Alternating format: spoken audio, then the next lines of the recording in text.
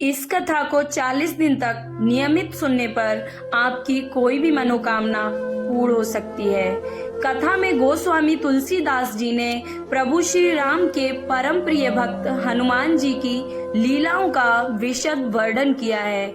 इस अध्याय में प्रस्तुत की गई अद्भुत और मनोहारी लीलाओं के कारण ही तुलसीदास जी ने इसे सुंदर कांड का नाम दिया था। यदि कोई रामचरितमानस का पाठ न कर पाए तो यह पाठ करना आवश्यक माना गया है। सुंदर कांड में बताया गया है कि किस प्रकार हनुमान जी श्री राम का संदेश लेकर लंका में सीता माता को खोजने निकल पड़े और किस प्रकार हनुमान जी ने अपनी बुद्धि और अपने शौर्य का प्रदर्शन किया।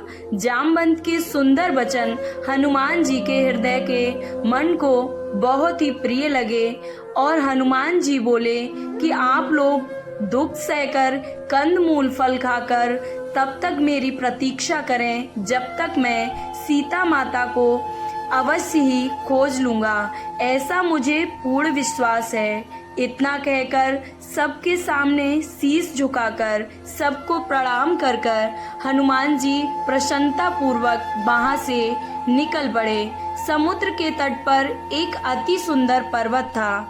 हनुमान जी कूदकर उस पर्वत पर चढ़ गए और श्री राम जी को याद करते हुए वहां से भी कूद गए। हनुमान जी के जाने पर वह पर्वत पाताल में धंस गया। समुद्र ने उस मैनाक पर्वत को कहा, तू हनुमान जी की थकावट दूर करने वाला बन गया और उन्हें अपने ऊपर विश्राम करने दे। मैनाक पर्वत ने समुद्र की बात में आकर हनुमान जी को विश्राम करने को कहा, किंतु हनुमान जी को राम जी का काम करना था तो वे वहां भी नहीं रुके। वहीं स्वर्ग लोक से सारे देवताओं ने हनुमान जी को देखा और उनकी परीक्षा लेने का सोचा। अतः देवों ने सुरासुर नामक सर्पों की माता को भेजा। सुरसा हनुमान जी के सामने प्रकट होकर नूहे खाने के लिए लपकी। तब हनुमान जी ने सुरसा से कहा, हे माता, मैं एक बार राम जी का कार्य करके सीता माता की खबर दे दूं। मैं स्वयं आकर आपके मुंह में प्रवेश कर लूंगा और तब तो मुझे खा लेना। परंतु सुरसा ने एक ना सुनी। सुरसा ने हनुमान जी को खाने के लिए आगे बढ़ी तो फिर हनुमान जी ने भी अपना आकार बड़ा कर दिया। सुरसा और हनुमान जी ने अपना आकार बड़ा करते हुए और फिर सुरसा ने अपना आकार सरयोजन जीतन किया तो हनुमान जी ने अपना आकार छोटा करके उसके मुंह में प्रवेश कर तुरंत वापस आ गए और कहा कि माता, मैंने आपकी इच्छा पूरी की। फिर माता सुरसा ने कहा, मैंने तुम्हारे बल और बुद्धि का भेद पा लिया है, जिसके लिए देवताओं ने मुझे यहाँ पर भेजा था। फिर सुरसा ने हनुमान जी को आशीर्वाद दिया कि तुम राम जी का कार्य अवश्य करोगे, क्योंकि तुम बल और बुद्धि के गुणी हो। इतना कहकर सुरसा माता वहां से चल पड़ी और हनुमान जी भी आगे की ओर चल पड़े। तभी समुद्र में एक राक्षसी रहती थी। वह आसमान में उड़ते पक्षियों को भी खा लेती थी। ऐसा ही कुछ हनुमान जी के साथ करने का उसने सोचा, परंतु हनुमान जी ने उसके छल को पहचान लिया और उसको मारकर आगे बढ़ गए। उसके बाद हनुमान जी ने समुद्र को पार कर लिया। हनुमान जी ने फिर एक सुंदर बगीचा देखा और वहीं एक विशाल पर्वत देखा और उस पर चढ़ गए। उस पर्वत पर चढ़कर हनुमान जी ने लंका देखी और वहां के राक्षसों के दल देखे। हनुमान जी ने देखा कि उस सुंदर स्वर्ण नगरी पर बहुत से राक्षस पहरा दे रहे हैं। अब उनके सामने एक विपदा आ गई, परंतु उसी वक्त उन्हें एक युक्ति सूझी। उन्होंने सोचा अगर वे अत्यंत छोटे हो जाएं तो उन्हें कोई भी देख नहीं पाएगा। फिर वे इतने छोटे हो गए, बिल्कुल मच्छर के समान। अब उन्हें कोई देख भी नहीं सकता था। श्री राम का नाम लेकर उन्होंने लंका में प्रवेश किया। उसी समय एक लंकिनी नाम की राक्षसी ने हनुमान जी को देख लिया और उसने बोला कि मेरा अनादर करके मुझसे बिना पूछे तू कहाँ जा रहा है? यह जितने भी लोग आते हैं वे मेरा भोजन बन जाते हैं। उसके ऐसा कहते हुए हनुमान जी ने उस राक्षसी को एक घूसा दे दिया और वो राक्षसी पृथ्वी पर गिर गई। तब लंकिनी खून से लथपथ होकर उठी और लंकिनी ने कहा, मेरे साथ जो कर रहा है हे बानर, जब ब्रह्मा जी ने रावण को वरदान दिया था, जब जाते हुए ब्रह्मा जी ने मुझे राक्षसों की यह पहचान बताई, जब तू एक बानर के मारने से व्याकुल हो जाए तब तू जान लेना कि राक्षसों का संहार अब निकट है। मेरे बड़े ही पुण्य होंगे जो मुझे आपके दर्शन हुए, श्री राम के दूत के दर्शन हुए हैं। फिर हनुमान जी अपने छोटे आकार में आकर आगे की ओर चल पड़े। लंका में प्रवेश करके अब हनुमान जी आगे महल के सारे कक्ष को छाना। वहाँ की शोभा अवर्णनीय थी। हनुमान जी ने रावण को सोते हुए देखा था, परंतु उन्हें माता सीता अभी तक नहीं मिली। वहाँ एक सुंदर सा महल दिखा जहाँ श्री राम का मंदिर दिखाई दिया। वह महल श्री राम जी के धनुष चिन्हों से सुशोभित था, पर वह तुलसी के पेड़ को देखकर हनुमान जी बहुत प्रसन्न हुए। उन्होंने सोचा कि इस राक्षसों के महल में ये सज्जन व्यक्ति का निवास स्थान कैसे है। उसी वक्त विभीषण जी जग गए। वह महल विभीषण जी का था। विभीषण जी जागते ही राम नाम का स्मरण करना शुरू कर दिए। हनुमान जी भी अत्यंत प्रसन्न होकर उनके पास आकर अपना परिचय दिए। उन्होंने एक ब्राह्मण का रूप लेकर विभीषण जी से मिलने का निश्चय किया। हनुमान जी को विभीषण जी ने पहचान लिया। हनुमान जी ने अपनी व्यथा विभीषण जी को बताई कि वे कैसे सीता जी को खोजने लंका आए हैं। विभीषण जी ने फिर हनुमान जी को सीता जी के बारे में बता दिया कि वे कैसी हैं और कहाँ हैं। हनुमान जी कहते हैं कि मुझे सीता माता से मिलना है। इस पर विभीषण ने सीता का पता हनुमान जी को दे दिया। उन्होंने बताया कि सीता माता अशोक वाटिका में रह रही हैं। हनुमान जी विभीषण से विदा लेकर अशोक वाटिका पहुंच गए। अशोक वाटिका में उन्होंने सीता माता को देखा और मन ही मन सीता माता को प्रणाम किया।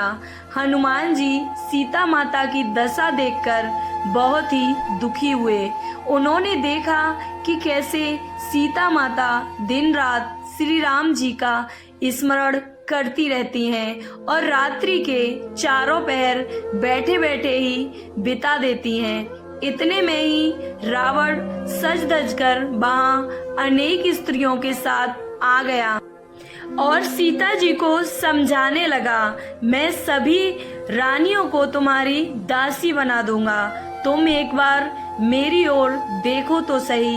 रावण के ऐसे वचन सुनकर सीता जी श्री राम जी को स्मरण करते हुए बोली, मैं सिर्फ रामचरण की ही हूँ, मैं किसी दूसरे की तरफ देखूंगी भी नहीं। अरे पापी, तूने मुझे अकेला देखकर हर लिया। हे निर्लज्ज, तुझे इतनी भी लज्जा नहीं आई। इतने में रावण ने कहा कि 1 माह में अगर सीता नहीं मानी तो मैं इसी तलवार से उसे मार डालूंगा। ऐसा कहकर रावण वहां से चला गया। वहां की राक्षसी सीता माता को डराने लगी। उन राक्षसियों ने एक त्रजटा नाम की राक्षसी भी थी, जो मन ही मन श्री राम की भक्ति किया करती थी। वे सब राक्षसियों को कहती कि सीता माता की सेवा करके वे अपना कल्याण कर लो। उसने अपने स्वप्न में एक बार बानर को लंका में आग लगाते हुए देखा था और रावण को यमलोक तथा विभीषण को राजा बनते हुए भी देखा था। इसके बाद सारे बानर श्री राम जी की बस दुहाई दे रहे थे और राम जी ने सीता माता को बुलाया। मुझे यह स्वप्न सुबह के समय आया था, जो निश्चय ही 4 दिन में ही सही होगा। त्रजटा का यह कहते हुए सभी राक्षसियां डर गईं और सभी सीता जी के चरणों में गिर पड़ी। फिर सब राक्षसियों के जाने के बाद सीता माता ने अशोक वृक्ष से कहा कि हे अशोक, मेरी विनती सुनकर मेरा सारा शोक हर लो और अपने नाम को सत्य करो। यह सब हनुमान जी देख ही रहे थे।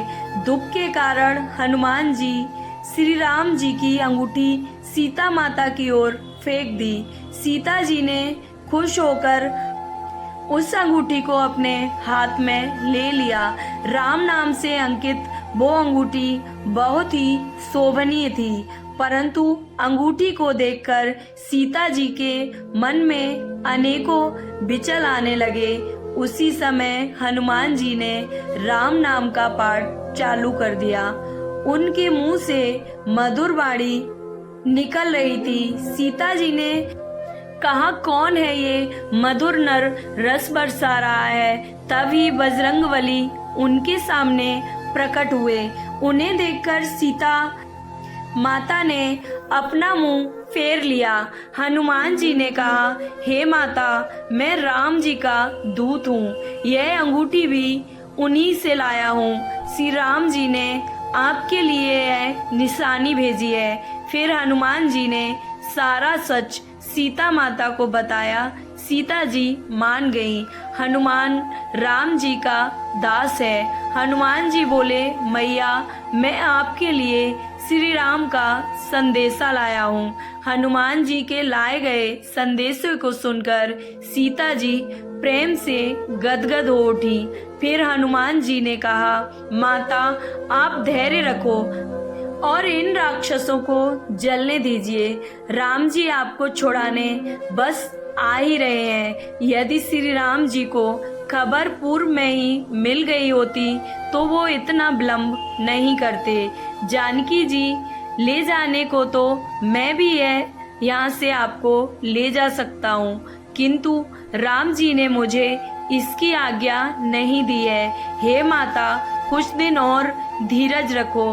राम जी यहाँ बानरों के साथ आएंगे और राक्षसों को यहाँ से मार गिराएंगे। तब माता सीता ने कहा, हे पुत्र, तुम सब बानर एक जैसे ही होगे। राक्षस तो बड़े बलवान होते हैं, तुम लोग इनका मुकाबला कैसे कर पाओगे। तब हनुमान जी ने अपना सोने के पर्वत जैसा अपना आकार प्रकट किया, जो शत्रु के हृदय में भय उत्पन्न करने वाला था। उन्हें देखकर सीता जी को अब पूर्ण विश्वास हो गया और हनुमान जी ने फिर से छोटा रूप धारण कर लिया। सीता जी ने हनुमान जी को आशीर्वाद दिया, हे तात, तुम बल और शील के निदान हो जाओ। हे पुत्र, तुम अजर अमर हो जाओ। श्री रघुनंदन तुम पे असीम कृपा करें। ऐसा सुन के हनुमान जी प्रभु भक्ति में लीन हो गए। तब हनुमान जी ने सीता जी से कहा, हे माता, सुनिए, ये सब सुंदर सुंदर फल वाले वृक्षों को देखकर मुझे अब अत्यंत भूख लग रही है। तब सीता जी ने कहा, बेटा, बड़े भारी राक्षस इस वन की रक्षा करते हैं।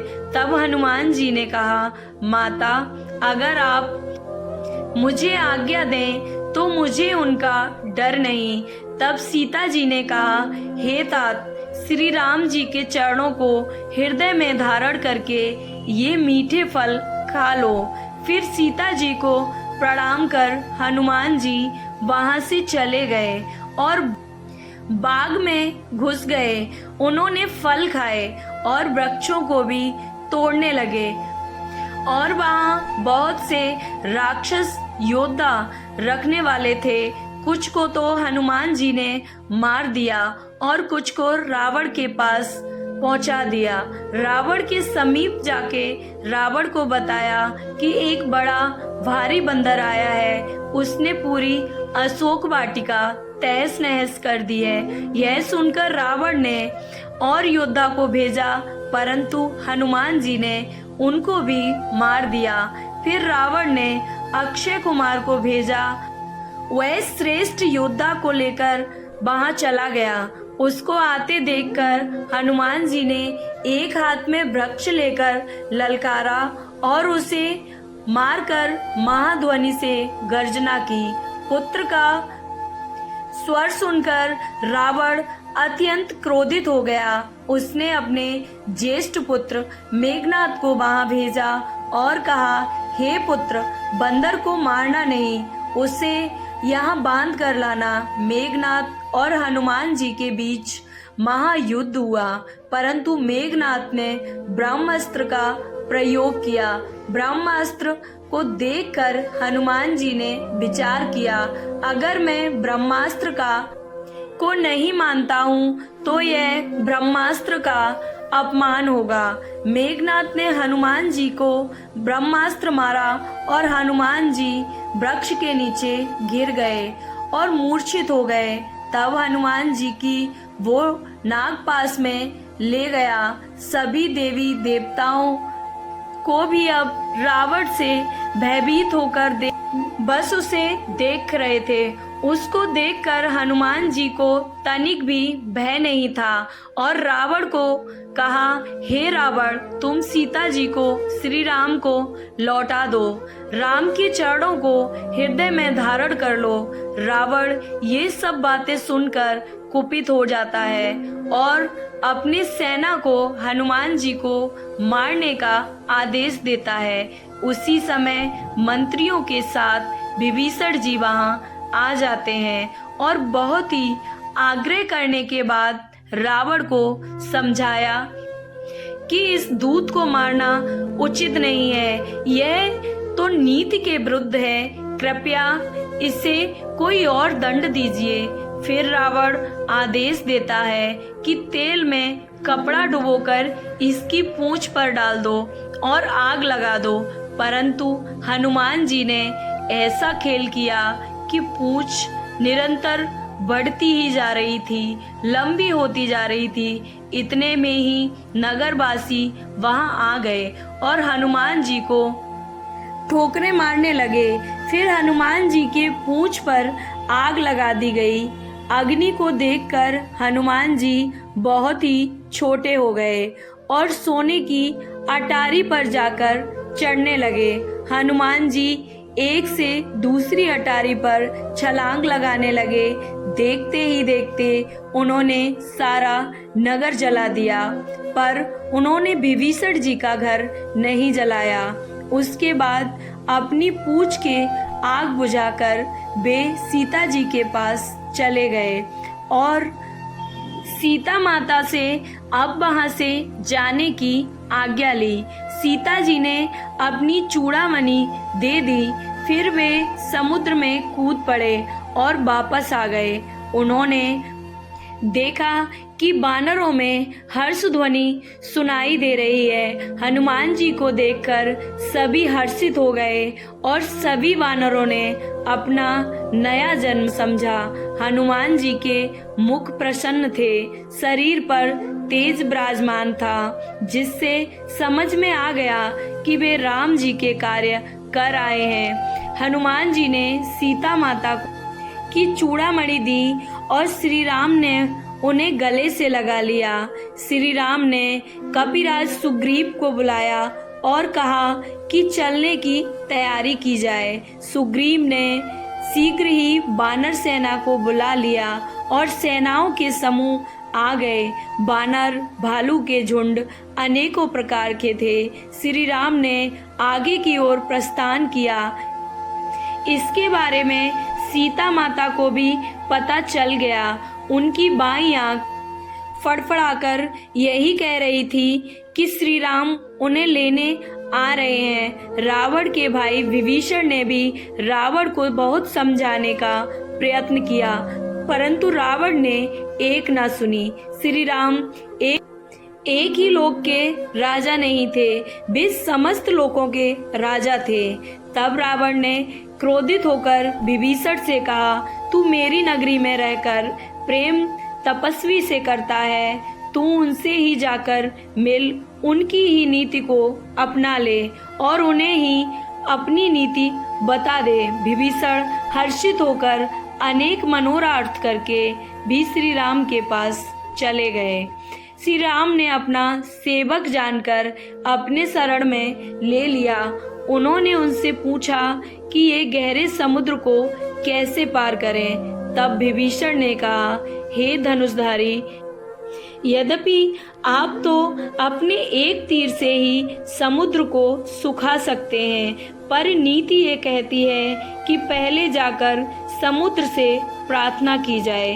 श्री राम जी ने समुद्र को प्रणाम किया और वहीं किनारे पर बैठ गए। जिस प्रकार विभीषण जी श्री राम के पास गए, उसी प्रकार रावण ने विभीषण के पीछे अपने दूत भेजे थे, पर वानरों ने तुरंत ही बंद कर डाला और उन्हें अनेक प्रकार से मारने लगे। लक्ष्मण जी ने तुरंत उन्हें छोड़कर रावण के पास भेज दिया और कहा, एक चिट्ठी रावण को दे देना। इतना कहकर उन्हें वहां से रावण के पास भेज दिया। दूत के पास भेजी गई चिट्ठी रावण पढ़ता है। चिट्ठी में लक्ष्मण जी ने यह भी लिखा कि जानकी जी को छोड़ दिया जाए। इधर 3 दिन बीत गए, परंतु जड़ समुद्र विनय भी नहीं मान रहा था। श्री राम जी प्रोत्साहित होकर बोले, बिना भय के तृप्ति नहीं होती, अतः मैं अग्निबाण से इस समुद्र को सुखा दूंगा। समुद्र सूखने के भय से श्री राम के समक्ष प्रकट हुआ और बोला, हे नाथ, वानरों में नल और नील 2 भाई हैं। उन्होंने बक्कड़पान में ऋषि से आशीर्वाद पाया था कि उनके स्पर्श से भी भारी से भारी पहाड़ भी आपके नाम से समुद्र में तैर जाएंगे और मैं आपकी बलपूर्वक सहायता करूंगा।